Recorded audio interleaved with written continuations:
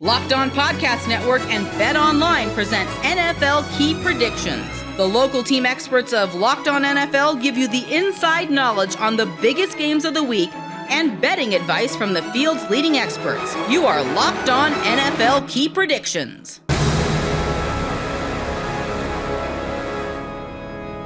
Hey everyone, and welcome into NFL Key Predictions. I'm Jordan Black. As the NFL enters Week 5, the league finds itself lacking clarity, but high on parity. The Philadelphia Eagles are the lone undefeated team in the league, while 15 teams find themselves at 500, and 14 teams are in virtual ties for division leads. With a great slate of games ahead, we dive right in, kicking things off with the Steelers and Bills up in Buffalo.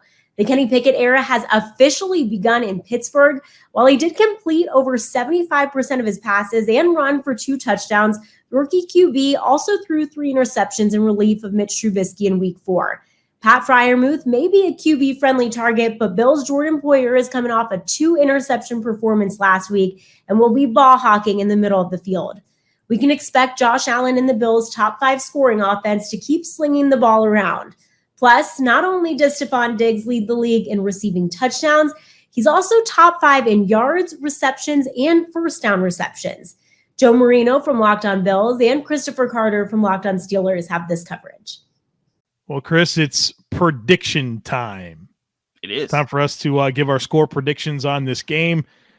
Do you want to go first? I'll give you the opportunity if you like it. Sure, I'll go first. I'll say this is going to be a fun game. I've been known to make some tough predictions. I predicted Steelers over Bengals in Week 1. I ain't doing that this week. This is too much. But listen, I think it was an interesting stat that Adam Schefter was tweeting out there saying that this is the first time since the NFL merger that the Steelers have been 14-point underdogs, and they were the last team to not be 14-point underdogs heading into a game. And I think that's totally fair of a spread. And then you might think in 14 points, that's a lot in the NFL. And I think the Steelers will cover in this game. But there's just so many things that factor against the Steelers in this game. Josh Allen, them playing well. Even if Gabe Davis isn't on, you still got Stephon Diggs. The Steelers don't have a number 1 corner this year that kind of takes the top dog of the room. The guy who kind of was the number 1 was Akella Witherspoon. He's looked like he's going to be out for this game. Minka Fitzpatrick's hurt. Terrell Edmonds is hurt. Even if all the things went right for the Steelers like they did when these two teams met last year, that's a lot to ask for them to do again and then still hold on for the win with all the problems that they have. I'm looking at this. I think a big turning point in this game for the Bills is going to come when the Steelers, you look at that playoff game against the Chiefs last year when they were just definitely outmatched, but fighting to stay in with everything that they had. They forced 2 turnovers. They were able to make some plays. I think the Steelers stay in this early. They come out energized, but they're going to be in a position where Kenny Pickett's going to make some plays, but not enough plays. And he'll make some mistakes, and then the Bills will capitalize because they're a much more well-oiled machine. I see this coming down. I don't like to give basic scores like 28-21 because that's lame. We don't do that here in the Locked On Podcast Network. I'll go 31-26. That's a good weird number because I do think the Steelers find a way to put up some points in this game, and it's going to give some encouragement to people, but ultimately it's not going to be enough. And again, they'll cover the spread. They'll make this closer than Vegas thinks it will be. But I do think that the Bills definitely come out on top, and they could definitely win by more than just 5 points as I gave them there. But I'm just saying I think that the Steelers, and it might not even be a thing where like the Bills get the lead late or anything like that. It might be like the Steelers down 2 possessions, get a score at the end of the game, go for an onside kick, don't get it, and then the Bills win. But I feel like this game might be closer because I do think the Steelers will gear up for this game. It's just the Bills just have them overmatched in a lot of different ways. I think you make some good points there just about being able to embrace that underdog mentality. I mean, Mike Tomlin's got to love that, right? Go to a locker room and say, hey, nobody's giving you a chance. Nobody's giving you a chance. You beat this team last year. Yeah. You beat them. So that's a rallying point. The Bills in Josh Allen's rookie year, I think they were like 16.5-point underdogs on the road in Minnesota. And then they went and won that game like 30-10 or something crazy like that, right? So they covered the spread like the other way around. So there's definitely something to be said for what you're talking about that. And we're talking about, one of the greatest coaches of our time in Mike Tomlin. If there's anything he can do, it's rally, right? So I definitely acknowledge those dynamics. Chris, I just think the script for Pittsburgh to win this game is really tough. Really tough. You talked about it. You're talking about it. And I'm looking at my notes before we even had started this conversation. I have written down clock control offense that keeps the chains moving and finishes in the red zone. Can't turn over the football. Slow down Josh Allen with a shorthanded defense. These are tough asks, right? I mean, like it's not like the Bills have been a bad run defense this year. They held Derrick Henry to under 2 yards per carry. I mean, they bottled up the Dolphins. They bottled up the Rams. Lamar Jackson made his runs, but their running backs didn't produce. Like the Bills have had a very good run defense so far this year. They're in the top 5 in terms of lowest yards per carry against their defense. And so they're very good on third down defense. So, I think it's just a tough ask. Is it going to be ground and pound with Najee and hope for some explosives in the passing game? It's a tough ask because you're going to have to score. I mean, you predicted the Bills to score 31 points. Like, what's the path for Pittsburgh to be able to keep that pace? I just go back to this being a tough ask, and I don't want to overlook that the Bills have only played one game at home. 3 of their first 4 is on the road. They're on the road again next week. So 4 of their first 6 is on the road. And that's, this is Bills wanting to defend their dirt, seize their opportunities at home. Bills Mafia is going to be excited for this football game. They are. I respect the Pittsburgh Steelers. I respect Mike Tomlin. I just feel like this is a tough situation. I have this score being 31-13 Bills. That's totally reasonable. I mean, the Steelers offense has not given anyone any reason to be confident in it. Even if Kenny Pickett's the starter, you're going up against, again, the number 2 defense in the country right now. This is a problem I have, Joe. I cover college football and I say the number 2 defense in the country. Like it's like you're talking about programs and stuff. Meanwhile, we're talking about the NFL. There's only 32 teams. It's not 125 like there are in college football. But still, point being, the Bills have the number 2 defense, the number 5 offense.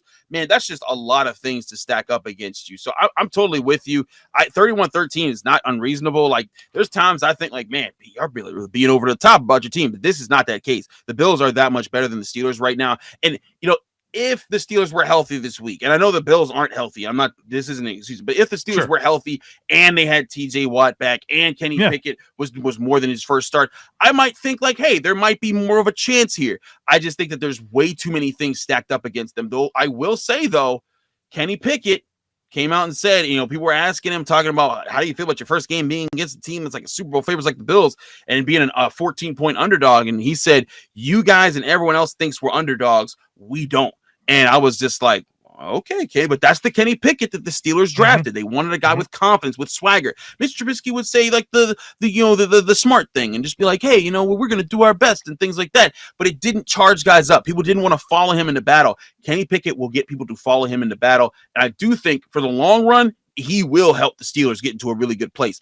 I just don't see it starting with a win against the Buffalo Bills. Yeah, you wish this game was in 10 weeks, right? Right. You had this would be a lot more interesting. Yeah, for sure. It's just I think I'm leaning into the dynamics that we talked about with a rookie quarterback on the road, good Bills team, shorthanded Pittsburgh team that's still kind of finding their way offensively. Look, I'm sure Steelers fans are listening to this and saying this Joe's a pompous jerk, right? Like I don't want anybody to feel that way. I don't think they are. I think that everyone knows. I hope not, because I'm trying to just be honest about these teams. You know what I mean? And you can go back and listen to my primer that I did on the Pittsburgh Steelers. Like I understand this situation. It's just a big ask. Now, the Bills have hit the under in 3 out of 4 games and have scored the first touchdown in all but 1 game as well. Expect a dominant performance for Buffalo and for this one to stay under 46.5. So what happens when an Eagle and a Cardinal meet in the desert? We'll find out come Sunday as Philadelphia travels to Arizona with the undefeated record on the line. Jalen Hurts is now fully in the MVP discussion and with good cause. Not only has the Eagles quarterback run for over 200 yards and 4 scores, but per Next Gen Stats, Hurts also holds a plus 2.3 over expected completion percentage that's good for 4th best in the NFL. Translation, Jalen Hurts has been a force multiplier using A.J. Brown, Devontae Smith, and Dallas Goedert to carve up opposing defenses. The Cardinals, fresh off a win and back to 500, will look to shock the Eagles. But will Kyler Murray and Cliff Kingsbury get on the same page? To this point, Arizona has scored just 19 total points in the first half of games all season. The Eagles posted 20 in 1 quarter alone. With more on this NFC matchup, here is Alex Clancy from Locked On Cardinals and Gino Camilleri from Locked On Eagles. The spread, I believe, on BetOnline is 5.5. The Eagles are getting 5.5, or giving 5.5, up from 5, which was the opening line. I've listened to some people talk about this game, and this is a fade game for people. It's like, well, the Eagles coming across country, riding high and mighty. There's a correction somewhere coming, is what people have said. And I don't know one way or the other. I'm not huge into that kind of stuff. But the lines itself, with the theory behind taking 5.5 points if you're the Cardinals, sounds insane. The Eagles giving 5.5 points if you're going to take that sounds insane. And that's kind of why the fade happens. And that just adds to the intrigue of, we have no idea what the hell is going to happen on Sunday. The Eagles could win by 3 touchdowns. The Cardinals could win by a field goal or anything in between. So when you're looking at players of the game, things like that, game predictions, who are you looking at to have a big game in this matchup on Sunday? I think you have to start first with, the Cardinals offense. That's going to be the big test. Can the Eagles adapt to a different style of offense, something that they haven't seen? You face Jared Goff, Kirk Cousins, Carson Wentz, Trevor Lawrence. These guys are statues. They're not running all over the place. How do you defend? Do you keep gap integrity? Do you keep contain? Because if you don't, now you're leaving the Eagles open one-on-one in the open field where tackling has been an issue. And the thing that it comes down to for me, the Eagles have been lucky. We talk about this correction when it comes to gambling. I bet all the time. You look at the Cardinals game last week with the Panthers, that's a look-ahead spot day in, day out. You're going to play an undefeated Eagles team, playing a Panthers team that's up and down. Don't get too beat up on it. This game is the correction if you're looking at revenge games for the Eagles. Mm-hmm. Week 1, they beat Deuce Staley. Week 2, they beat Justin Jefferson and Jalen Reagor. Week 3, they beat Carson Wentz. Week 4, they beat Doug Peterson. Could Zach Ertz be that guy? Could he be the guy to break the streak? Like you love Hassan Riddick, I love Zach Ertz. I have nothing but good things to say about him. But they haven't had that type of tight end to defend against. Somebody that just can eat you alive. Death by 1,000 cuts. And then that opens up the pass game to open up things vertical. That opens up the game for James Conner to take things and stretch it outside with Kyler Murray as well. Can the Eagles defense, without Avonte Maddox, respond in a way, yet again, that we haven't seen, where they are down another top 5 player at his position at the slot? Can everybody else fill in? If I'm looking at the Cardinals defense, I think you really have to try and take advantage of those corners. I think A.J. Brown and Devontae Smith have to make their presence known. And if not, the Cardinals win that game. If you see Devontae Smith and A.J. Brown collectively under 100 yards after a game where the Eagles couldn't pass due to conditions where it's 19-mile-an-hour winds, downpouring, now you're going into a fast track. You're going inside in Arizona. The ball's going to move quick. Guys are going to be moving quick. Can that offense keep up the fast pace? That I don't know. Like you said, what happens on Sunday? Is it a correction? Do the Eagles go out there and continue to dominate? I truly don't know. And Arizona's always one where I have to think back and say, if you look at the Eagles' history, it really does play out time and time again. Going to the desert hasn't been the most fun place for the Eagles to go. I think Devontae Smith terrifies me. Just because we've seen it this year. Like, we saw flashes last year. Jalen Hurts, like, when they drafted Devontae Smith, I'm like, what the hell are they doing? Jalen Hurts can't throw the ball with regularity. And that's why, but this is what happens when a young quarterback evolves and grows and matures and works hard at his craft. And, Nick Sirianni's done a fantastic job over there, even though the jury was still kind of out with him initially. It's like, who is Nick Sirianni again? What did he say in the press conference? And then it's like, well, now look at where they are. They're a big boy football team. I mean, to mirror your sentiment, I have no idea what the hell is going to happen. It could go so many different ways. I think for the Cardinals, what we saw with the NFC so far, like the AFC is, they're going to be like, it's going to be deep, like a sexy, deep 12 teams.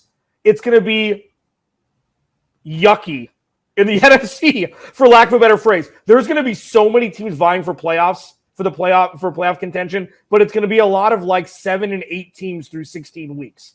Where it's like, oh, is 9 and 8 going to get there? Is 9 and 8 going to win a division? Like things like that. It's not going to be, like the Vegas glitz and glamour that the AFC is going to be with the way that offenses are played there. But that makes it almost more fun. Like the 49ers scare me more than pretty much any team in the NFC right now. Agreed. Because of the defense, because that's proven to work. Going into Sunday, the defense scares me the most, and it's Devontae Smith. I don't know what's going to happen.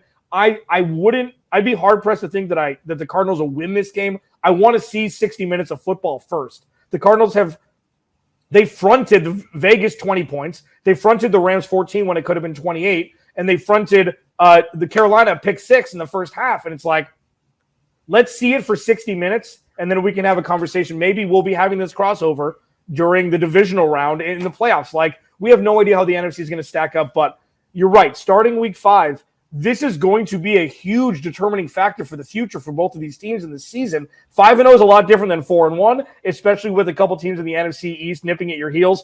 2-3 and 3-2 in the logjam NFC West, same thing. Now, BetOnline has the coverage for the Lions ahead of this matchup.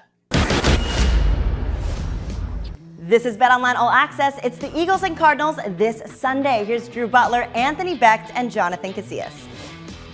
It's a battle of the birds in the NFC. The Philadelphia Eagles heading out to Arizona to take on the Cardinals. Anthony, the Eagles are 5-point favorites. Yeah, I'll tell you, Jalen Hurts has been one of the best quarterbacks in the NFL. And these are two quarterbacks, him and Murray, that are very dangerous with their arms and their legs. I expect a ton of points, going with the over in this one. Yeah, a lot of points in this game. Jalen Hurts is the prototype of getting better as a young quarterback. I think the Eagles are going to be too much to handle, so I'm going with the over, and I'm taking the Eagles as well. Yeah, Eagles 4-0, undefeated, widely believed to be the best team in the NFC. Long road trip, Kyler Murray, could he be the kryptonite to Jalen Hurts? I like the Cardinals here with the points at home. Thanks, guys. Get Philly, Arizona, and all of your NFL action at BetOnline. BetOnline, where the game starts. A little sports analogy for you. When it comes to burglars, your home is like an end zone, and you need the absolute strongest defense you can muster. That's why so many people use and trust SimpliSafe Home Security. At SimpliSafe, your safety is the only thing that matters. It's cutting-edge technology powered by 24/7 professional monitoring agents who always have your back, so you always know your home is safe. That 24/7 professional monitoring has SimpliSafe's agents calling you the moment a threat is detected and dispatching police or first responders in an emergency, even if you're not home or you can't be reached. So what you need to do is customize the perfect system for your home in just a few minutes at simplisafe.com/lockedonnfl. You can save 20% on your SimpliSafe security system when you sign up for an interactive monitoring plan and get your first month free. So visit simplisafe.com/lockedonnfl to learn more. There's no safe like SimpliSafe.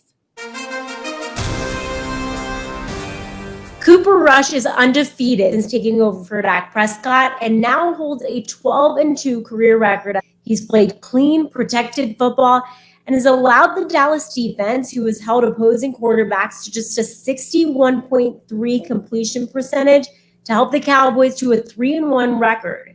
The LA Rams have wins against the Cardinals and Falcons, who at the moment are not considered tough tasks. Matt Stafford continues to muddle through the season and has not thrown a touchdown pass since week 2. Allen Robinson hasn't gotten on track. The running game is 29th in the league, and the Super Bowl champs have a minus 24% differential. A loss Sunday, and the Rams could find themselves at the bottom of a congested NFC West. All right, let's talk about the predictions for this game. Last time I checked on BetOnline, the Rams were 5.5 point favorites. Who do you have winning this game and why? This is one of these games. So when the schedule comes out, I'm sure just like you do, Marcus, we go through and say, okay, this is a likely win. This is a likely loss. This is a kind of a toss-up game. And you kind of go through it and you figure out what the team may be, and then you split the toss-up games, and there you come up with your preseason prediction. This was one of these games that I thought that the Rams would win.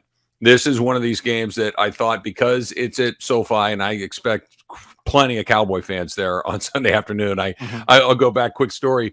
When the very first game, when the Rams came back to Los Angeles, I was and still am doing their pregame show for their flagship station, and they played at the Coliseum at the time, and the Coliseum holds about 90,000 people. About 85,000 people in that building were Cowboy fans. it was unbelievable. So I expect it to be at best kind of a split crowd, probably even a little bit more of a Cowboy crowd. That being said, I expected the reason I thought that the Rams would win this game was because I expected them to be able to score points. I expected them to be able to move the ball and to get enough stops to win the game. You know, the Rams defense has always been the thing that kind of gets mentioned second when you talk about them beyond Aaron Donald. And now you've had Bobby Wagner and Jalen Ramsey that you and I talked about a few minutes ago, but it's always been about Sean McVay and the offense and the quick strike and the big plays and how he's so creative in this, that, and the other. That's just not true through 4 weeks. I'm still optimistic that he's going to find a way to get it figured out, but this one to me has gone from a game that I was very confident that the Rams were going to be able to win to a game that I think the Cowboys have a real opportunity to come in there and really kind of, you know, what you mentioned a second ago. You win this game, and all of a sudden the Cooper Rush, Dak Prescott thing, which seemed ridiculous at the time, and it still kind of feels ridiculous to an outsider. But it's not as ridiculous, right? Right. That's well said. It's not as ridiculous. The Rams have to find some offense. If they can't find a way to get Allen Robinson going, if they can't find a way to get Cam Akers or Darrell Henderson going, and they've scored under 20 points in 3 of their 4 games so far. If that continues, they're going to lose. I do have faith in McVay. I do think that he hears what everybody's saying. I think they'll have something for it. I think that the Rams win, but I think it's a low-scoring, close game, you know, a 24-21 kind of situation, 21-23 or 24-23. Something in that area. I think I looked at it. The over was 46.5 the last I saw. Seems high. It does seem high to me too. I think that the under for me feels very, very likely. So we do the same thing here on the Locked On Cowboys podcast. We look at the schedule and you kind of circle games that you think the Cowboys could win and lose. After Dak got hurt in week 1, you're just trying to find games that you could potentially win with the backup quarterback. And you thought maybe Washington, maybe the Giants on the road. Oh, the Rams in LA? Absolutely not. That's a loss. And then you watch the Rams play over the last couple of weeks. I watched this morning. I watched their win over Atlanta. I mean, jeez, they escaped.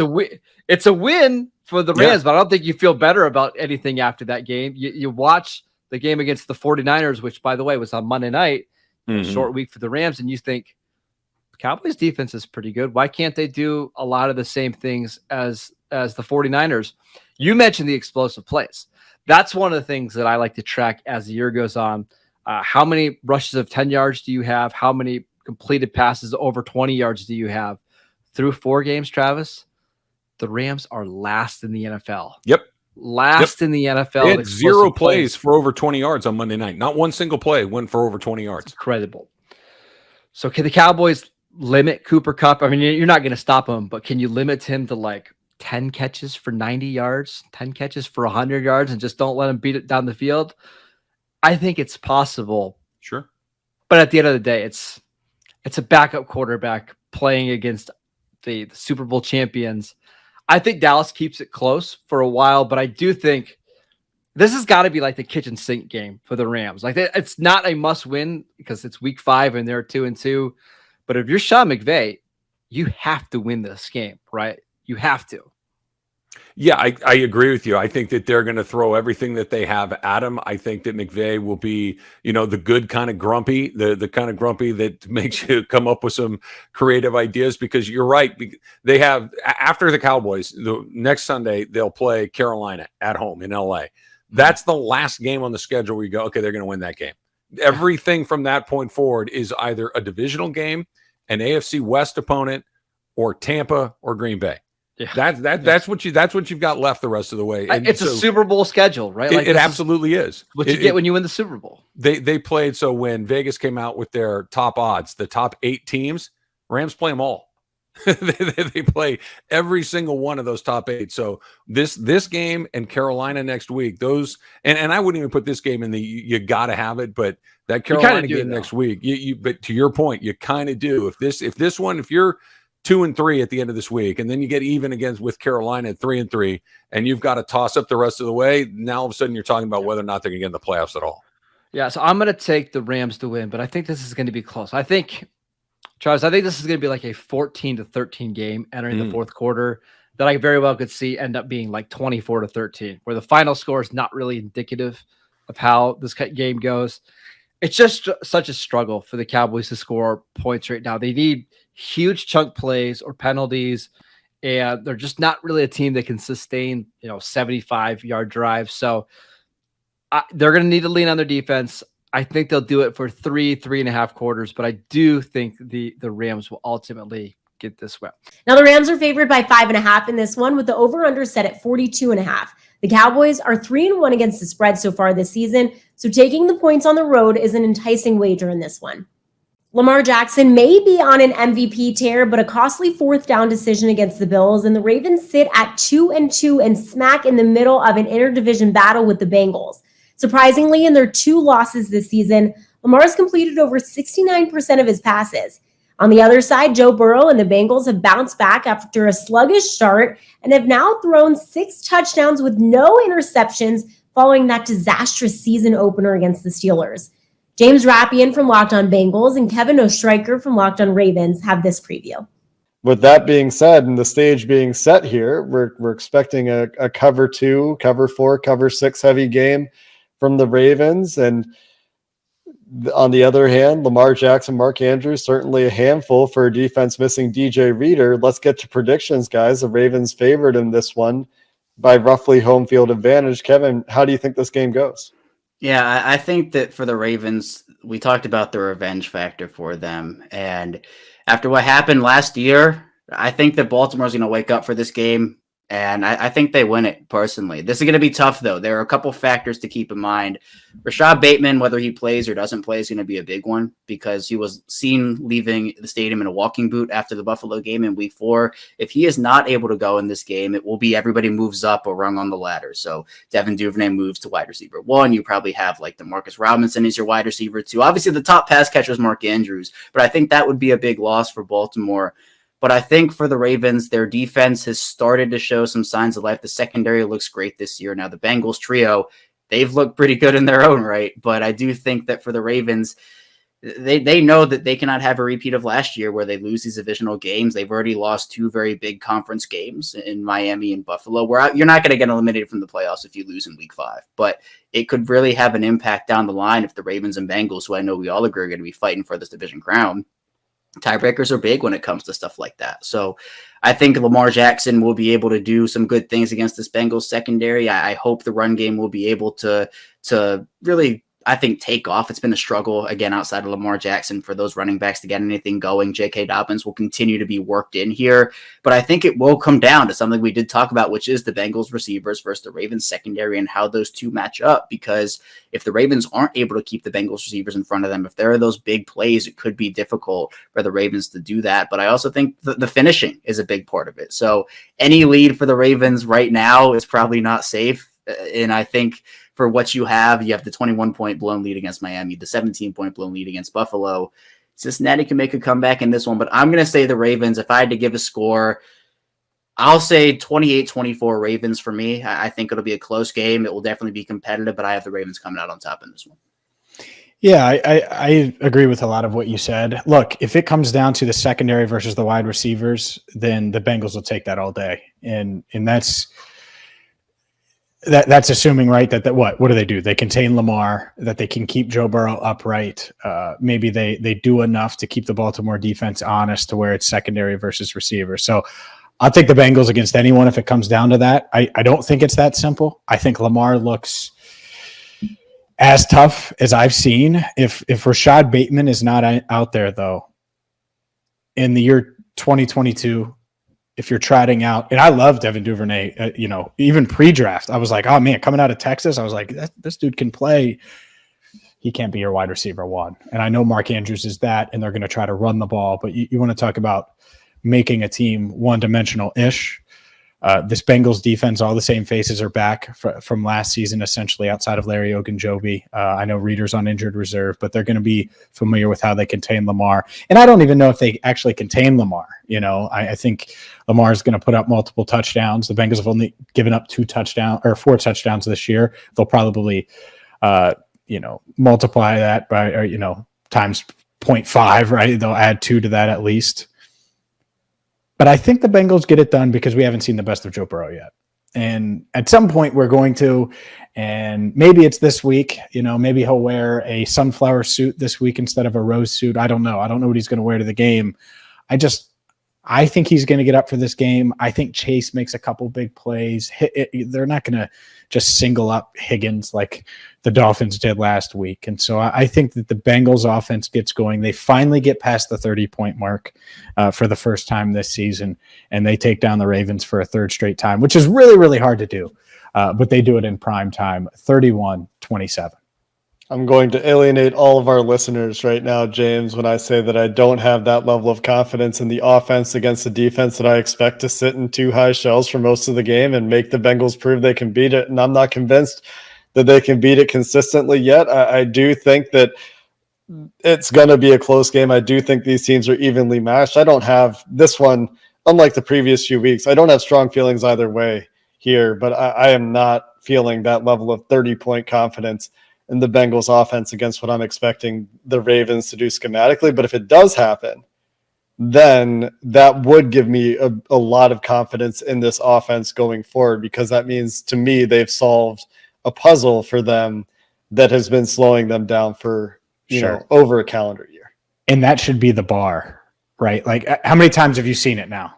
Okay, well, now we talked about it at the top. What's on the line? How it could have future repercussions in the division, in the conference, all of those things. Okay, fine. We'll go out in prime time and show that you can beat it and be patient and protect and do all of those things. So it is a high bar. And here's BetOnline with the lines ahead of this matchup. This is BetOnline All Access. It's the Bengals and Ravens this Sunday. Here's Drew Butler, Jonathan Casillas, and Anthony Beck. It's an AFC North matchup. In Sunday Night Football, the Cincinnati Bengals head to Baltimore to take on the Ravens. Anthony, the Ravens are 3-point favorites. The total's 48.5. Yeah, both of these teams have been dangerous. Tough game for the Ravens last week versus the Dolphins. I see them bouncing back. I can't see them losing 2 home games in a row. I like the Ravens. I don't like the way the Ravens finish. You know, they're not a good finishing team. They've given up 2 double-digit fourth quarter leads, and then also 28 points in the fourth quarter by Miami and Tua. I'm taking the Bengals. Yeah, Joe Burrow, 13-7 against the spread as an underdog. That's a 65% clip. The Ravens have gone through a gauntlet on their schedule as of late. I think this is a letdown spot. I'll take the Bengals +3. Thanks, guys. Be sure to get Bengals, Ravens, and all of your NFL action at BetOnline. BetOnline, where the game starts. I'm really trying to up my sports betting game this season. That's why I love betonline.net. It's your number one source for football betting information this season. You can find all of the latest player developments, team matchups, news, podcasts, whatever you need at betonline.net. So you can head there online or on your mobile device to learn more. Go to BetOnline. That's where the game starts. What's up? Oh, I'm just compiling all the top sports scores, news, and odds so I can make the very best picks. Me too. BetOnline.net. Get into the action anytime, anywhere at BetOnline.net. Monday Night Football brings us an AFC West battle between the Raiders and the Chiefs. Patrick Mahomes, fresh off a 3-touchdown performance in Week 4, will look to continue to engage his backyard football mode, while keeping an eye out for Max Crosby, who picked up 2 more sacks a week ago. Offensively, the Raiders received a pair of breakout performances, first from Josh Jacobs, who rushed for 144 yards and 2 TDs on a 5.1 yard per carry average last week. Then, Derek Carr's connection with Devontae Adams woke up to the tune of 9 catches for 101 yards on 13 targets. Dialing up the offensive output will be key to keeping pace in Week 5. All right, let's go ahead and just dive right in. I am excited because I love these games. I love divisional games. Who do you have, Q, in this game? Man, it's a tough one. It really is. You know, I mean, I feel like everything is favored towards the Chiefs coming off the big victory over Tampa Bay. It's in Kansas City. It's Monday night. All the, you know, the fans are going to be lathered up probably starting at noon. I mean, it's going to be such a raucous environment. As I hear it and understand, apparently people are still talking about the bus trip around the stadium, still talking about on the logos. I thought the logo thing was one thing. I thought that, okay, they're going to talk about that. I thought the bus trip thing was long gone, but apparently that's still being talked about, and that's okay. I mean, hey, whatever works. So my gut feeling, as much as I think that the Raiders can compete with the Chiefs, I feel like that they have the weapons. My gut feeling just tells me that Kansas City is just going to have too much going for them at home on Monday night, that the Raiders aren't going to be able to hang with them and be able to win this game. I think it'll probably be a lot different week 18 at Allegiant Stadium when the Raiders actually have their home field advantage and their, who knows what they'll be playing for at that point because it's a long way away. But this game just feels like a tough one, especially since the Raiders aren't very good in the red zone. Like if they had been clicking in the red zone, again, the Chiefs are number one in the red zone. They have 15 touchdowns through 4 games. The Raiders are number 2 in the red zone for scoring. They score every time they get there.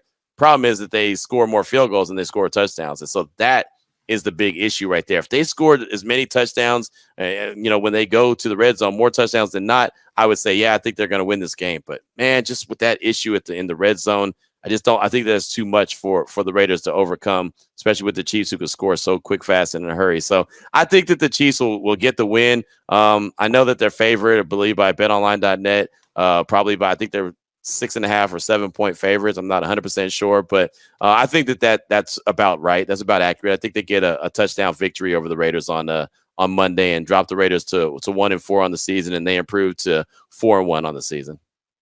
What are your thoughts? I think that Kansas City's probably going to win this game, and it's not necessarily because I think that they're so much better than the Raiders. I think my big thing, and you said this specifically in what you were talking about, Kansas City is on a different level right now than the Raiders, and I don't mean that the Raiders can't get there. It's more of the Raiders aren't there right now. Their offense isn't clicking, like you said. They're running the ball well, but they're not scoring the points when they need to. And I think the biggest thing that is always something that plays a factor into these games is you have to wonder how a head coach is going to get into the red zone and look at playing against Patrick Mahomes and say they've got a 4th and 1 at the 6-yard line. Are you going for it? Or are you going to kick the field goal? Are you going for 7? Right. No, I understand that, but that's my point. Right. Yeah, but that's my exact point is Kansas City has actually done well against those short yard situations this year. Mm-hmm. But even if they hadn't, you put them in, it goes back to what I talked about with Devontae Adams. You put him in a position where one small failure by somebody causes you to lose out on points, and that adds up over time. And I think that could play into this game, and you really are going to learn a lot about Josh McDaniels in this game because I think he's going to be in those scenarios where maybe it's not red zone. Maybe it's, they're at the 25-yard line and it's 4th and 1. Are you kicking a field goal or are you going for it? What is this coach going to do when he gets put in that scenario, especially if they get down early and they're down, 10 points or, even just a touchdown? Is that going to change how he's going to play? I do think, like you said, Kansas City wins this game. I do think that it's after what happened with the Colts, they're going to be focused into this game. I don't think they're going to overlook the Raiders. It is a divisional game, so I think it's going to be closer than I would maybe expect it otherwise. But I think Kansas City wins. I'm going to go 34. I'm going to go 34-24. I think it still could be a 10-point game, but it's really going to depend on how this game is played and what the score is throughout the game. Is Kansas City, do they jump out to a lead early? Right. And if they hold on to the football and they don't turn it over, I think they're in good shape. Well, and that's the other thing too. If the Chiefs get out to like a 14-point lead, then the run game's gone, right? I mean, you all of a sudden you have to drop back, and that's when the Chiefs could pin their ears back. Now, I mean, as I've told many people, and I've said it all week on the podcast, I believe the Raiders could win this game. There's no doubt. I believe that they could win it. I think they have all the talent. On Sunday, they put together the first 4-quarter game that they played all season. Most of the times it's 2 quarters. It's the first half or the second half and not the whole thing. So I'm concerned, can they put together 4 quarters? If they could put 4 quarters together, this might be a barn burner down the stretch, right? We might have a fantastic Monday Night Football game where it goes down to the wire, right? But I haven't seen it consistently enough for them to put 4 quarters together where I think, yeah, they're going to do it, where I can say confidently, like, yeah, Chris, they're going to put 4 quarters together and they're going to score in the red zone. They're going to get touchdowns, not field goals, and they're going to make this a hell of a game. They just haven't done it consistently enough for me to say that without like really just like kind of being on a hope and a prayer, right? So that's right. That's just where I'm at, and I don't want to be disrespectful and just be like, oh yeah, they're gonna go ahead and win the game because they got Devontae Adams there. Well, like I said, I want to see some consistency, and yet we haven't seen that just yet. Well, I think the other thing that plays into that is you also have a situation where you don't know what you have with the head coach yet. At 1-3, you just simply don't know. Is he going to be a guy that can get this team going in the right direction? And I'm not saying he can't. I'm just saying, is he going to be that guy that can consistently get them to be better than maybe what they played in the past? I do think this Raiders team has talent. I do think that they could be successful in the NFL. And Derek Carr is, I think, a better quarterback than a lot of people give him credit for. But it's getting the team to play together and getting the team to play with chemistry and getting the team to understand a new offense and a new defense and getting all that to mesh together in week 5 against a division rival that knows pretty much your roster inside and out. I'm not going to say they know everybody, but they know a lot of the people on the Raiders. And yeah, scheme's going to be different, but they still know the players. And I think that's going to play into it as well. Week 5 could clean up more than a few messy divisions throughout the NFL, but if the 2022 season has shown us anything, it's that you never know what Sunday will bring. Each and every week, we will continue to bring you all of the insight and analysis from across the Locked On Network. I'm Jordan Black, and this has been NFL Key Predictions.